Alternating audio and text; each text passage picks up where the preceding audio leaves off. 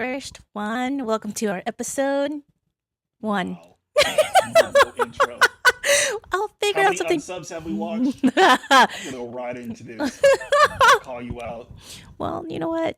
I'll work on Gotta be that. like Cody, down at the operator. Hi, everyone. No, because that's theirs. I gotta That was come up way with. too high pitch. Sorry, Cody, if you I ever- have to do our own to figure out our own style. Our own style. Anyways, ToastEcandy podcast No, this one's Our Unscripted Moments. by Unscripted Moments, by way of 17 years, by way of.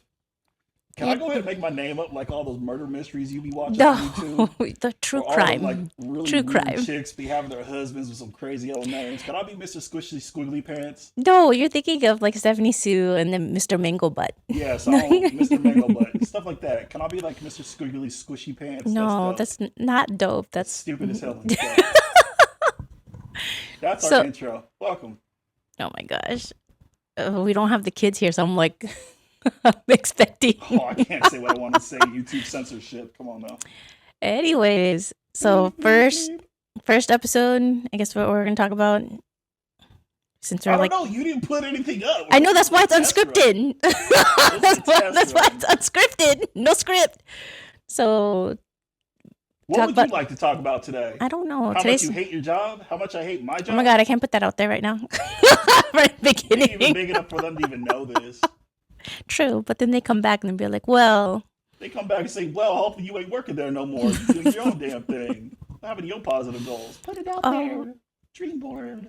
I still have my dream board. It's in front of my laptop and work computer, so I could see it every day. So what does my wife of so many years will want to talk about for her opener? Well, our first one that we did, we talked about like, relationships and like having that 5-year mark. Obviously that's never going to probably get published because I couldn't figure out. File got corrupted and everything. Well, no, it's not as corrupted. It's just I got frustrated trying to edit it. And so we're starting over.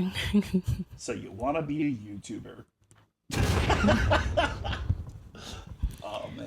I don't know how you put up with me. Just think about the next day.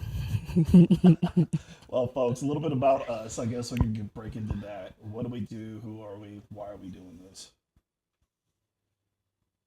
So you going to start first? Ladies first. I'm just the annoyance that you're married to. I was going to say, it's just like, okay, so obviously we've been together for 17 years now and counting. It's like, Oh, you gotta clarify. Someone that knows, like, y'all said together 17 years. We found out you're not even married that long. well, we were married for Oh, 12. I got to do math now.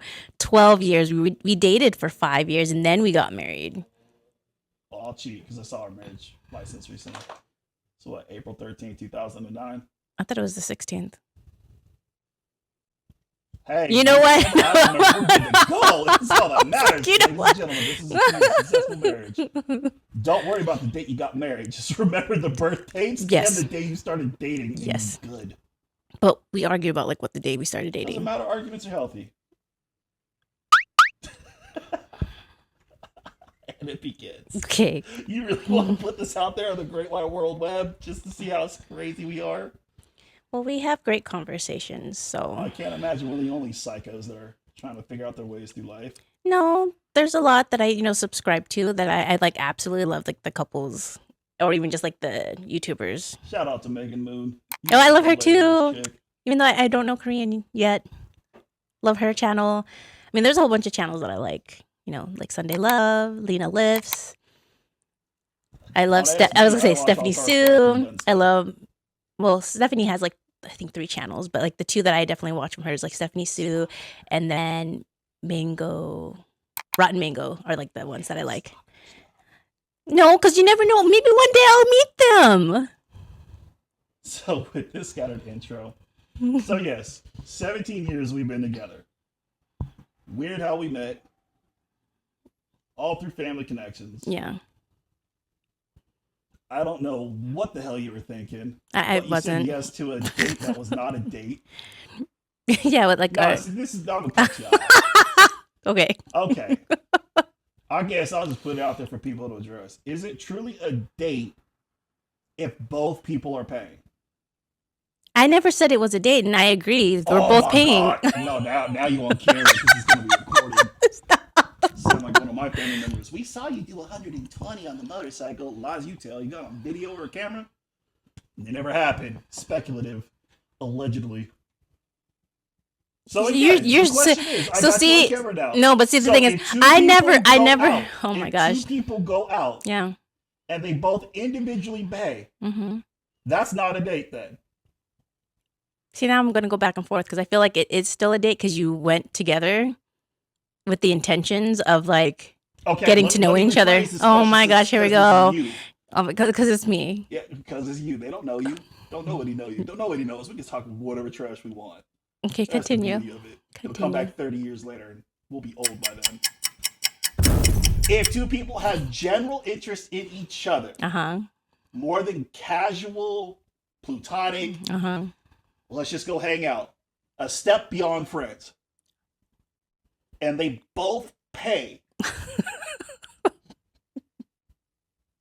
is that considered a date? Well, you guys can put it in the comments because now I feel like it was just the two of us. It wasn't like a group setting or friend settings. We were trying to get to know each other. You gave me your time that you were getting off of work. Yeah. My time is valuable. A date that I can meet up on that time. And I see, look, a date. No, because our work schedules were hella crazy. I worked still at the dealerships, and I was still an angry old mechanic. And you were doing God knows what. I was all over the place. I was working for Victoria. As long as you're at the mall, you're happy. Victoria's Secret. I think New York Express, or not New York Express, New York and Company or Express. Don't be giving them notoriety. I'm just saying that's what I was doing at the mall. Like I was like companies that no longer exist because nobody goes to the mall anymore. No, they're still around, I think. But all I'm saying is like with their crazy schedules, and I agreed to drive on the other side of town. The other side of town. It's like 20 minutes for a coffee. Lies you tell. No, we went and got sushi. Okay, so you make it even better. So there's coffee and sushi. I don't remember. Oh, you know, it was a coffee because I made the Grand Theft Auto reference when we were trying to schedule it out. That's all I'm saying. We both had mutual attractions to each other. I don't know how you were attracted to me at the time, but joke's personality. On you because I didn't get any better. But that being said, because we both paid, is that considered a true date, or is it just two acquaintances with general interest meeting? Because see, I feel like it is though. I'm not gonna because like even I'm just glad it's getting recorded. This oh my gosh, I feel like it is because look what it ended up resulting in. We ended up we became boyfriend and girlfriend, and then we ended up marrying, and then 2 kids later, 6 pets later, 3 dogs, 3 cats later. No, we don't live in a zoo. Yeah, we only have like 2 left out of those 6. I don't know. To me, again, I'm probably just dating myself here.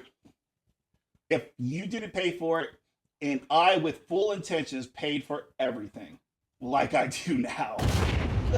Joke's on you now. Shout out to Kiana. Kiss my I don't know if I can even say that. Might want to. Oh, we're past 30 seconds. We're fine. But not even just 30 seconds. We'll still edit it. Full intentions.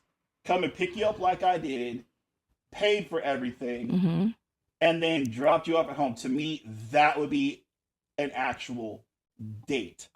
But see, okay, even going by off of today's standards, like if we went off like, oh my gosh, okay, you know what? The hell I care about people think today. They can't even figure out if they man, woman, dog, cat. We're not trying to identify as a helicopter. As long as I get a tax break, I'm good. See what I have to deal with? I'm just saying, the way that I look at it, if I had full intentions, I'm not saying I did it, I'm just saying if I have full intentions to go ahead and commit to a time to drive to the other side of town, to get you after work, to take you to coffee and sushi, and to pay for everything and take you home, which, by the way, I did not take you home. You drove home. Yeah. To me, that would be a traditional date. So then what would you consider what we went through? Is just us hanging out? I think our first date was... See, look, you call it a date. No, that was not our first date, though. I would say our actual first date. So, no, I'm not talking about our actual, what you're considering as actual first date. So, just like tuning out. So when we went to go get sushi and coffee, what would you call that? Just a hangout? Yeah. No. I was attracted to you still, like that doesn't negate the fact that there wasn't like some kind of I didn't have some kind of intention because I'm a guy. Of course, I had some kind of intention, and it did lead to like the ultimate game 17 years later. And oh Yeah. shit, aren't you sad that you ended up with me? Sucker, you're mine. Anyways, but all I'm saying is that with the way that I look at that, this conversation, Okay. if I paid for everything, whether or not I picked you up or not is irrelevant because you were at work. Mm-hmm. But let's just say you got a ride to work and I was going to take you home. Right. And if I were to complete the whole night and paid for everything, courtesy and all. And see, and I think that's I guess, like the old way of thinking of like, I am like kind of old. I ain't gonna lie. that's the traditional way of thinking of what a traditional definition of a date is. I think nowadays, like especially like, I don't know, it is really confusing for like that first outing that we had. It's a conversation we've had for 17 years in the making. I'm now just getting truth. Shit, I'll take it. Worth the wait. Truth by Because book. truth be told, this lady right here, straight up, in front of family, friends, strangers, because my we don't know how to gosh. act right in public. No, we don't. Straight up says, no, it was a first date. Just like he can't get the date that we first started dating correct because it's the first when he says it's the 31st. I don't sound like that, but okay. It's better than what I normally make you sound like. Still. No, I don't know. Is that better? Chisa. Okay, Yeah. Anyways, that's all I'm saying. Anyway. So put in the comments what your guys' opinions are, and I'll take the time to read it, and we'll guys are effing. I wouldn't say that. Anyways. I digress. Go ahead. So I mean, like, that's the thing is going along with like the dating aspect, and even just like when it the topic of marriage.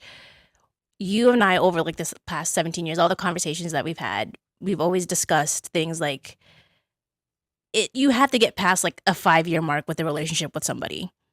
Yeah, I'd agree. And whether that's 5 years being married, 5 years, dating first and then getting married like we did. But it's like we've noticed for those family members, friends of ours, that they jump into a relationship and then they can't get past that 5-year mark. And we have the rule of basically like, I guess it's not even like a real rule. Like, I guess, how would you explain it? Okay, so let kind of just redefine it again. Because ours has, we've had to pivot and adjust naturally. Yeah. Because I know that's life. Just like any other relationship, there's nothing special about ours compared to anything else. All we got on most people is time. Yeah. So when you with somebody for 17 years, I don't care what your age is.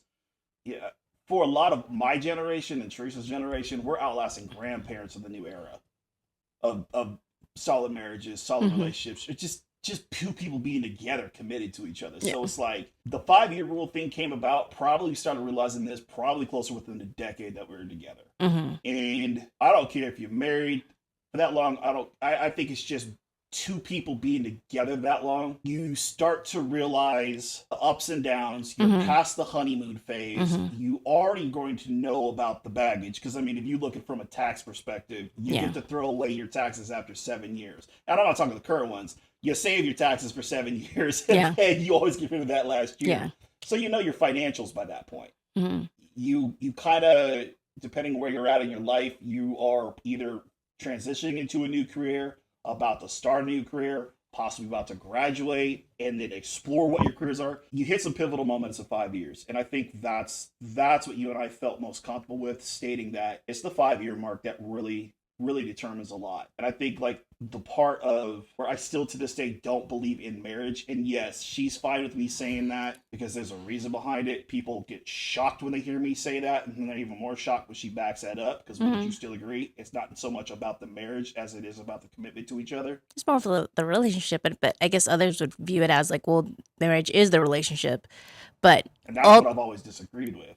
Ultimately, for us, it's the relationship that we have with each other. Right, because like I've told you since day one, I'm down to ride this out for however long. I don't need a ring on my finger to say, hey, traditionally here's the commitment. God jokes. God jokes. that's I'll pivot to another story on another day. But my point is, I've never believed that marriage is the beginning all end all. I Yeah. always thought the idea of marriage, coming from my background, my family, and my past, what I've been through, it's a bit of a facade. Only because traditionally in our era, most were brought up that hey, you gotta have the wedding, you gotta have this, you Yeah. gotta have that, and the ring is what certifies it. Hmm. But then I have others in my family who did all this repeatedly, and they're like 3, 4 divorces in, Right. to where I have some in my side of the family never got married, still together to this day. Right. And I always wondered, and like I kind of put that together, I was like, what made that so successful? Right. And then some of our friends that we know, they thought the wedding ring stated it all, Right. but the underlining factor was it was the option for two people to commit to each other. The ring relationship. was just a The ring is is just a symbol. it's a nice touch, I guess, especially for women, because obviously on the women's side it's nice to have the ring, but it's like you said, the symbol or like the meaning behind it is like the relationship is what's more important than anything. Yeah, 'cause And I feel how like many of our friends, well, family or friends where it's like they get married, and I won't get into the topic of the whole kids and everything, but like if there's kids involved, it's like it makes it a little bit more complicated, and it's like I don't know, and we just see I hate to say the failures, but like the failures of those marriages, and then it's like then they divorce, and then it kind of sucks at the same time. But at the speaking same from time, experience, she's one of the fortunate ones. Her side of the family, her parents, not to put too much out there, they're Yeah. still together and married to this day. And we won't go down that rabbit hole. We'll just leave it at that. Mm-hmm. Me, multiple divorce, multiple family issues, baggage. Mm-hmm. But again, from a man's perspective, growing up, in a sense, partially with a father, partially without a father, in not the best male role models in one man's life, directly connected to family. I had some great support throughout friends, and there's a lot of people I can bring up that I can say, yes, this dude, my homeboy's dad, they grow great support externally. But when you and I started talking early on, and then we realized we got to the 5-year mark, we kind of realized some things. We made a commitment to each other. Marriage wasn't even a thought at then. In full disclosure, the reason why we got married, at least the way that I still explain it, and feel free to correct me if I'm wrong on it. Oh, I will. If you disagree, that's fine. Always. The whole reason why we got married wasn't because I loved you and I knew this was it. I already knew I loved you. I didn't know if this was going to be it because I'm an idiot. So you're taking a risk with me every day. But it was more out of the convenience, what you had to deal from the financial perspective. Yeah. Because when it came to like our finances, when it came to taxes, when it came to like looking for a home, financially it made more sense for us to get married together. And that sounds so bad, just like, oh, we got married for money, when we really don't. There wasn't really like lots of money behind it. People get appalled But when they find out, especially because you don't really say, you know me, I'm the one that usually says, I'm like, no, we got married out of convenience. yeah. And they're like, oh my, like I slapped their mom or something. I'm like, go ask her. Don't be mad at me with that foolish look. Go ask my wife. And then I asked them, you know, it's like, what's so offensive about that? And again, that's where it goes back to my previous statement. They say, well, it's a commitment between man and woman. Or if you're from a religious aspect, it's in the eyes of God. Yeah. Or if you're into more of a modern twist, it's the symbolism of what you are committing to her. Or whatever the excuse is, it's just that. It's just an explanation or an excuse for why they feel or see it that way, when in reality, if you ask them what's their longest relationship they've been in, It's usually under 5 years. there you go. And that's I mean, there's with this idea. I was gonna say there's a few that I've met along the way that they've had, you know, like a good 7, 10 years or whatever, 11 years. But then it ended up being they got Shout out to our adopted fam out there in the Carolinas. God, I want to drop your name, Jersey. God, I want to drop your name, but we love y'all. where I was actually not going to be mentioning them for this particular example, but we've met individuals where they have not been married, but they've been in a relationship for almost nearly a decade. But then a lot of times it's usually the woman who wants that commitment to be married. But then the guy will be just like, well, we're already been together for this long. Why do we need to do the wedding? Why do we need to do the ring on the wedding? And like, not necessarily, there's not a lack of commitment, but then they end up splitting. Yeah, I think Because- I see people right now recently. I'm just saying, there's a few Yeah. moms that I've heard that before they met their current husbands that did commit to marriage, they were in long-term relationships that were close to like nearly a decade, but because the guy did not commit and didn't want to move that next step to marriage, they broke it off. But instead of like in my opinion, they could have like reevaluated the situation and just like, we've been together for so long, what is the relationship like? Is it something that I want to stay with them with? I guess I'm in the same situation. It's like I don't really. Yes, I love the attention. I would love to have had a wedding and everything because, we didn't. We went straight to the courts.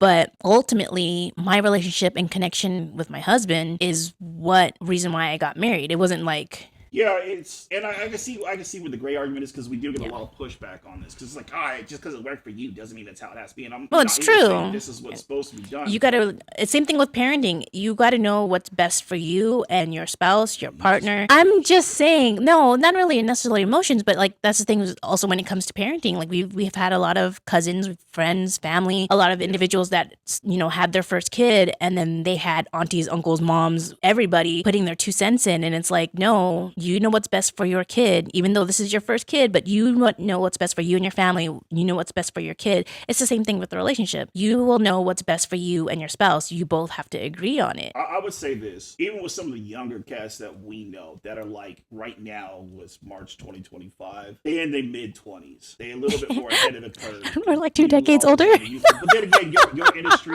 your career, you are around the youth. Yeah. Just to put it that way. And I But act immature as flip, so well, you always do after your shoe size, never your age. that's fine. I But don't care. that being said, the one thing that I will say is the common ground between a lot of this topic here. Mm-hmm. One, it's the idea that's been embedded in that person's head. Now, we are a little bit older. Yes, we have more of that traditional sense going back to being 80s babies because that's when we was both born. Shout out to the crazy 80s.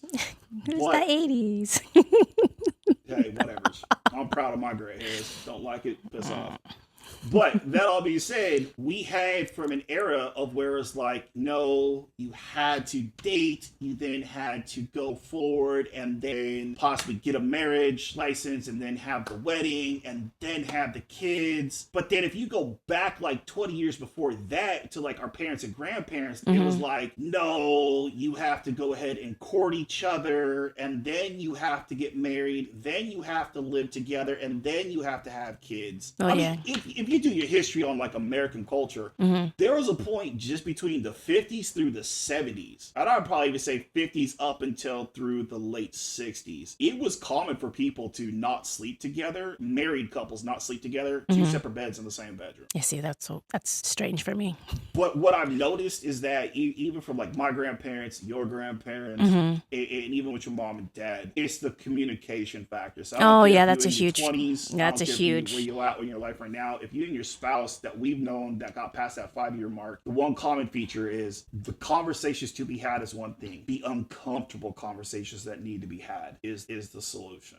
That's why I feel like it doesn't matter with the marriage part, so long as the conversation of the uncomfortables have been addressed. I think, like you said, there's the communications aspect. Good, bad, beautiful, ugly. Like, you got to have all the different types of conversations. And I think the key point, at least what's worked for us, especially when it comes to like our disagreements, is both individuals need to be open to listen. Because it's one thing to just constantly just shout or constantly just put my point, no, my point's my way, just I'm not going to budge and then not even listen to his point of view. I think that's going to be also a key point is a lot of times over the years, because I think in the beginning, when we had arguments, especially in those early days.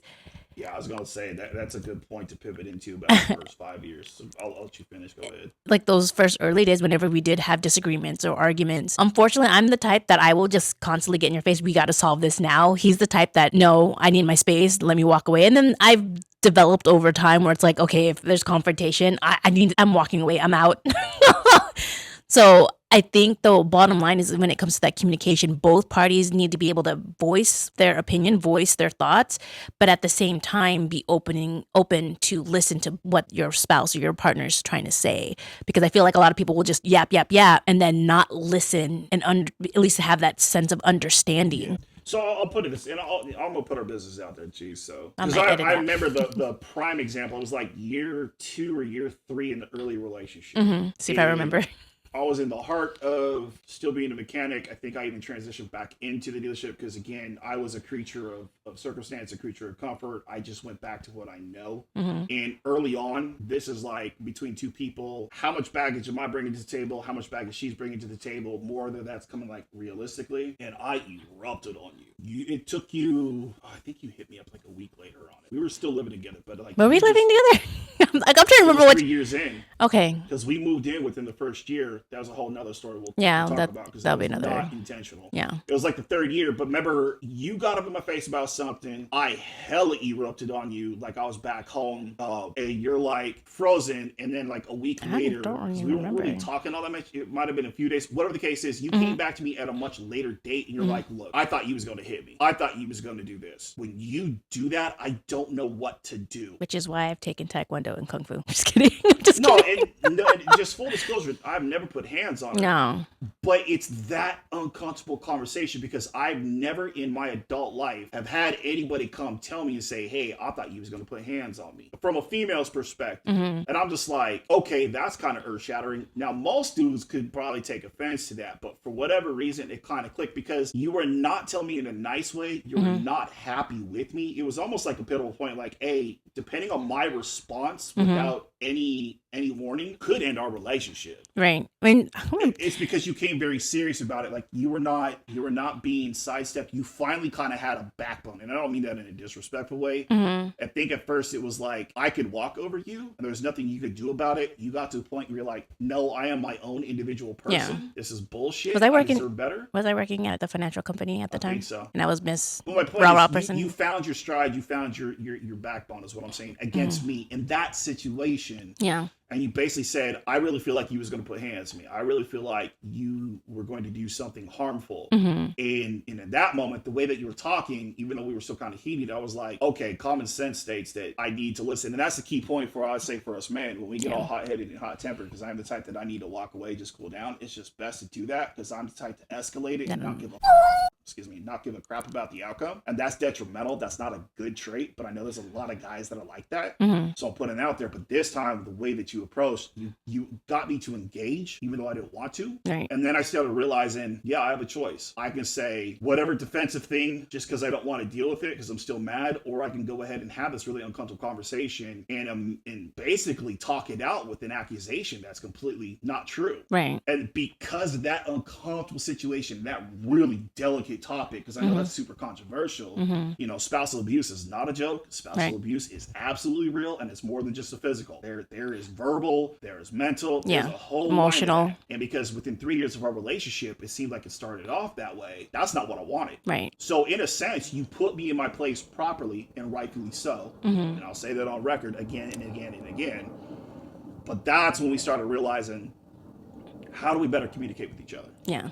And it sounded stupid, but she's great at trying to find the solution. While I'm typical A-type guy, I could point out the problem and get to the solution eventually. And she's like, no, I don't got time for eventually. Yeah, so I'm really impatient. Spot the problem.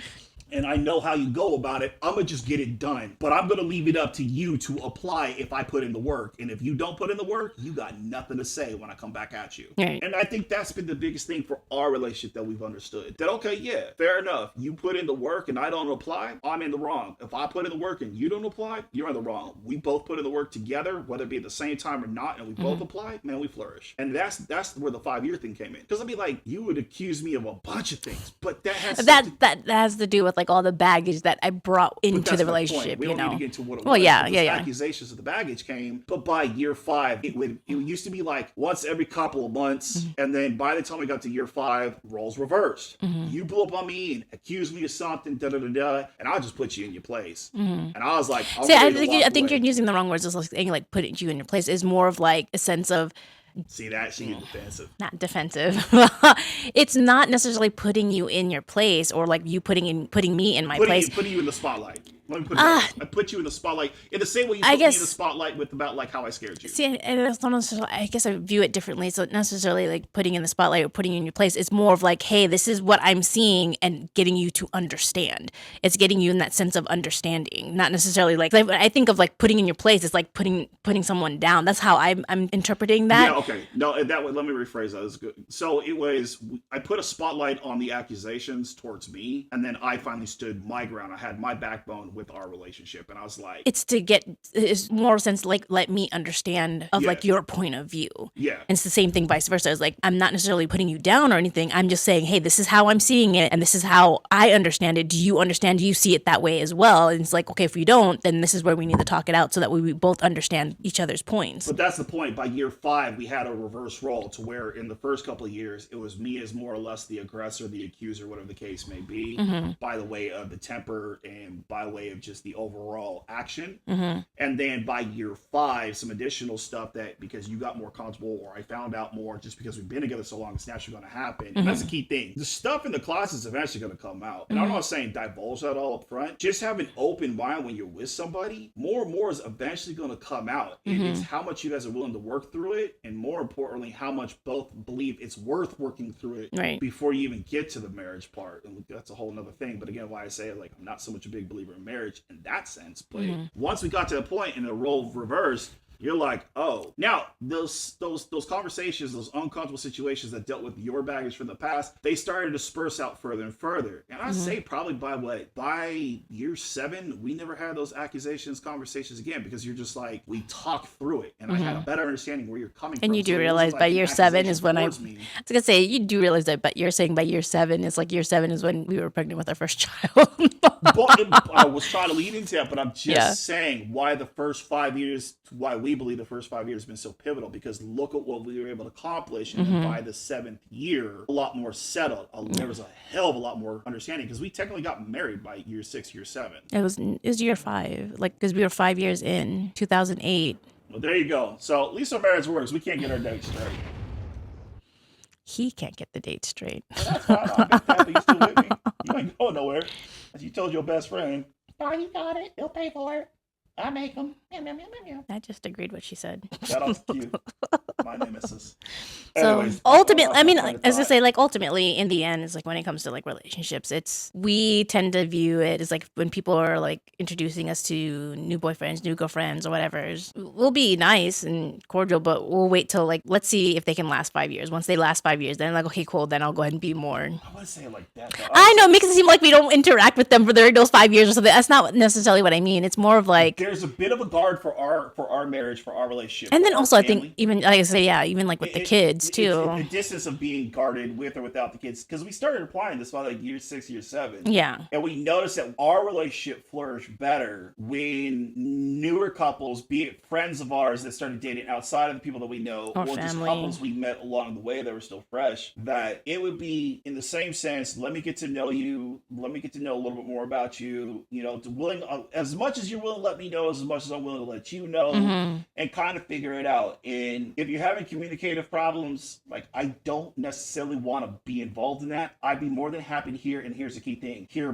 both sides of it. I don't want to, like if you was my childhood best friend and you with this fro line, and then starts off great, and then all of a sudden it starts faltering. You get to those arguments or the uncomfortable moments. Right. I just want to be neutral on, because even if that individual that he brought into the group circle, for all I know, she could be in the right and he be in the wrong. And that for me as a man would be a whole different dynamic, because then I gotta have a little bit more serious conversation with my guy.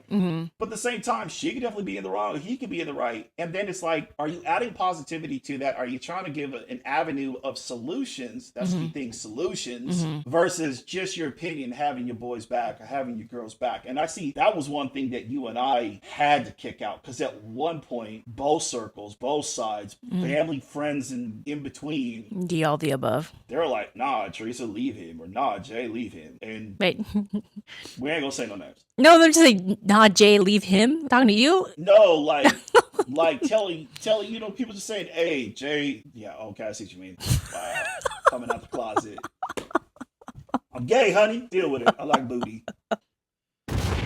Anyways, all I was going at is that, yes, when you have people telling you early on, don't even worry about trying to work that out. That person's trash or that person's whatever. But there's no physical evidence between you and that other individual to state that, is this really a trash situation? If there's like no physical harm, if there's no like verbal harm, if it's nothing like that, it's just two people who don't know how to communicate with each other. But then the spectrum of friends are like, man, F that person. You got to make that sound conscious decision. Like, do you want to work it out with this person? Do you feel that it's worth it with this person? Or do you just want to go ahead and listen to your friends? And by the way, are your friends and your family, are they in successful relationships? And I'm not talking marriages, and just see, in general. and that's the key thing, because a lot of times sometimes they'll get into that first argument or that first couple of arguments, and they're willing to jump ship so easily without putting the effort or the work in, because they'd rather go ahead and start all over and just start with something brand new versus working it out with someone that, ultimately can lead to a relationship that's, I guess I don't even know what the words like really describe a relationship, because it's a very positive. I feel like I connect better with you, and I understand you and your ways, and it's nice to have that connection versus if I had to start all over with someone brand new and try to figure out everything all over again. No, we talked about, again, it's an uncomfortable conversation to have, but when you got kids involved, you kind of have to have the conversation. It's not like, oh, I'm going to put it out there. No, something could happen to one of us the next damn day. Whoever's left behind, life goes on. Yeah. So it's like, as an example, Chase and I, every now and then we'll have a conversation like, we heard one of our mutual acquaintances, not a friend, but just mutual acquaintance, ended up getting a divorce. It's like, oh man, that's messy. And it was a messy situation. It involves kids. And because Chase has never gone through it, but I have, it's like, okay, this is kind of how I analyze it. This is what I remember experiencing. This is what I went through as a kid. These were my actions, because the fact that the kids' demeanor changed, conversation had, and then it naturally comes back to like, okay, if we split up, what can we do to just put that in your head to never have that kind of disruptive thing? Because it's not to say everybody should always stay married together. No, that's not reality. That's not realistic. But when kids are involved, both parents want to be involved with those kids, and I hate the word co-parenting, but it's what it is. Yeah. You also gotta have that in the back of your head, because, okay, example, what if I die? I don't want to put that out there, but that's just a natural reality. Everybody dies. Yeah.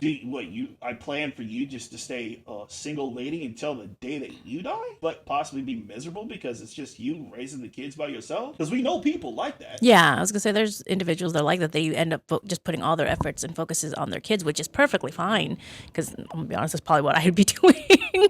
No, but there's also the fact. Your point. I'm sorry. I think I forgot it.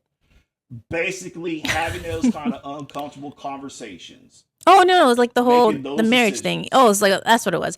So like, yes, there's parents out there that their spouse either unfortunately passed away or they split and they're single parent, and sometimes they don't even worry about like the whole dating aspect. And I'm gonna be honest, I probably wouldn't be dating. I'd be putting all my effort and energy towards my kids, which is perfectly fine.